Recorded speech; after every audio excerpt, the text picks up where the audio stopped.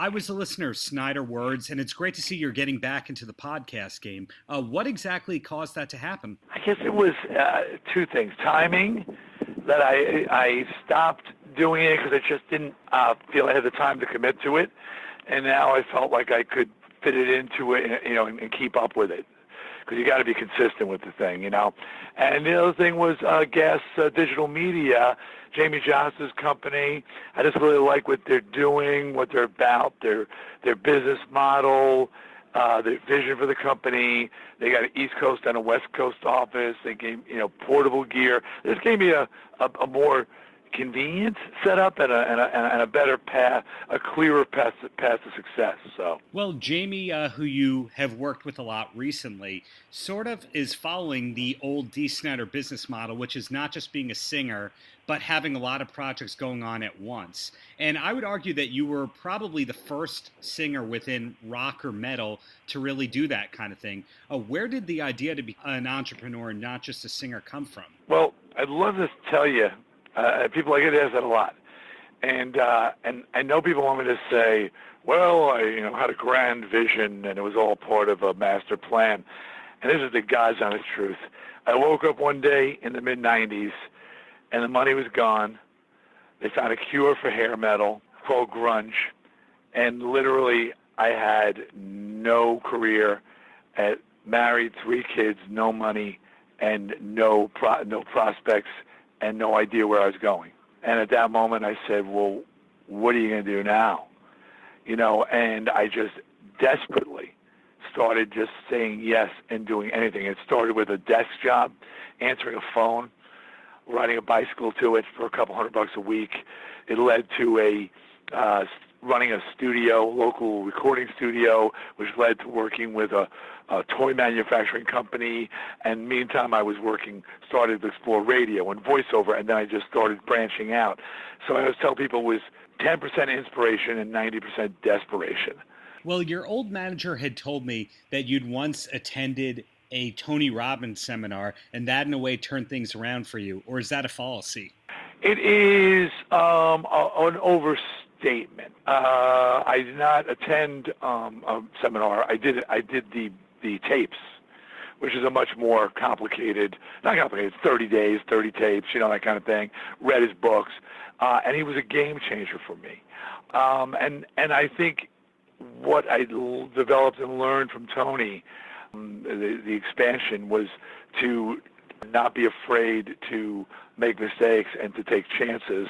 And I would just got in the habit of just saying yes, which is how I got to do For the Love of Metal, which is how I got on Broadway in Rock of Ages, which is so many other things. I just started saying, when people would say, well, would you consider? And I go, yes. They said, I didn't finish the sentence yet. I said, no, but I'll consider it for sure. And figure it out later. I used to be very fearful of not being, like having to be super prepared for everything and not wanting to take chances. And from Tony, amongst many other things, the guy's brilliant. I just learned to take chances and figure it out when I get there, and that's what I've been doing. And you're on the recent album by the band Monster Truck. Was that a case where someone said, would you like to do this, and you just immediately said yes? I was in Toronto doing my musical, The Rock and Roll Christmas Tale, another thing that I wrote a musical and staged it, and now I'm in conversations with a major stop-motion animation company about doing a holiday special using my musical for it.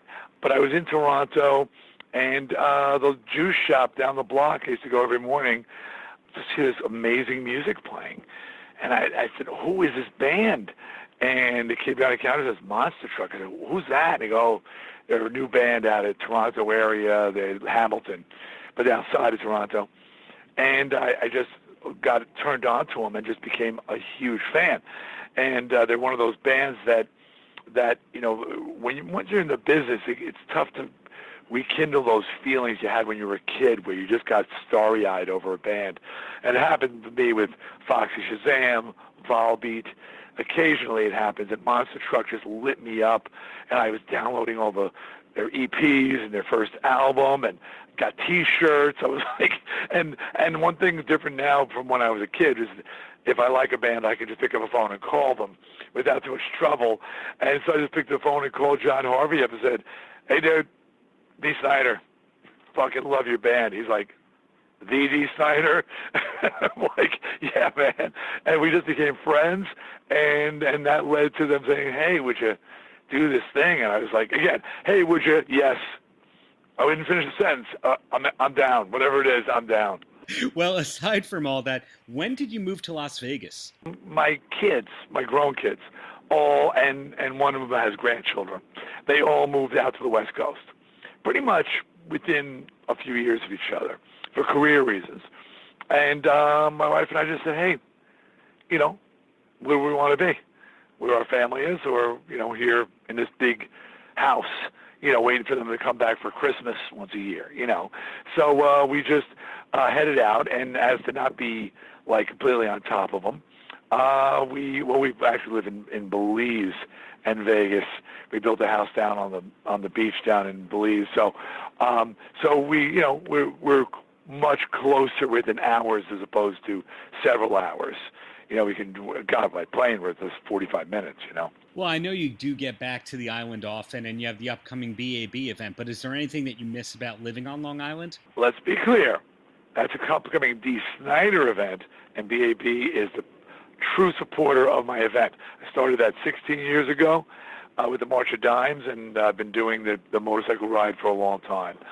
I'm back, often enough that it's tough to miss. Like, matter of fact, this month, every weekend, I'm back in the area. Like this weekend, I'm going to Atlantic City, but my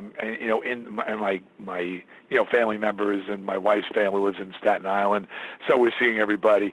So I'm back often enough to never really feel like, oh, I miss it. I haven't been there in so long. That's not a phrase you hear happening from my mouth too often. Beyond that, honestly, I read a statistic once that said that 2/3 of Long Islanders said if not for family and work, they would move. It's great, but it's densely populated, and it's and the 495 should be listed as a no outlet road because go 100 miles in, you're going 100 miles back to get out. So it's not the best thought out suburban community in the world, but so I'm enjoying.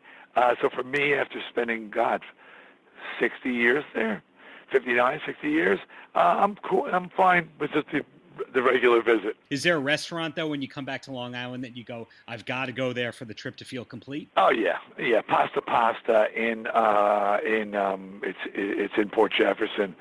It's my wife's my favorite restaurant on Long Island, and Maureen's Kitchen, which is a breakfast place, which is like between the two of them, we got to hit both those places. As somebody who's been following your career for decades, of course, I've seen you not only conquer the rock world, the radio world, besides the play that you mentioned, the two plays that you did on Broadway and Van Helsing's Curse, et cetera, et cetera. Is there anything that you haven't yet done that you're still hoping to? I say no, and then something happens, like a call I got a couple of years ago. Hey, what do you think about doing an animated kids show?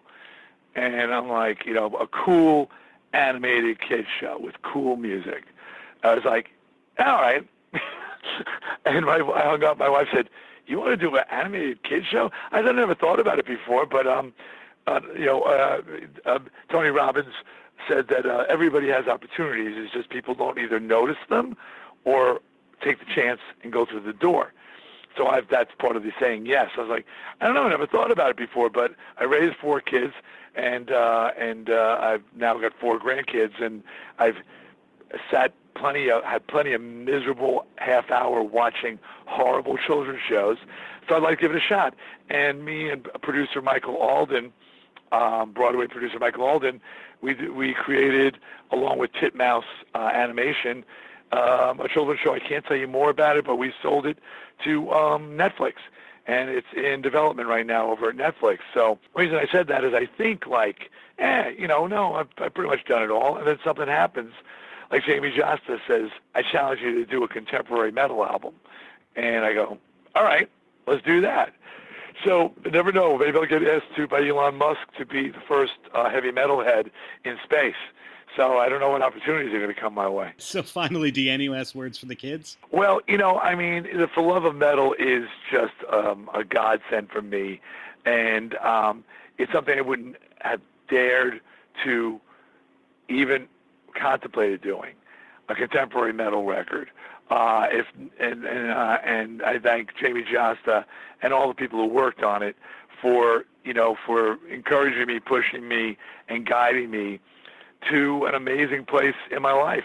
I mean, the album entered the Billboard charts at number 20. It's been the number one metal record in the United States since it came out.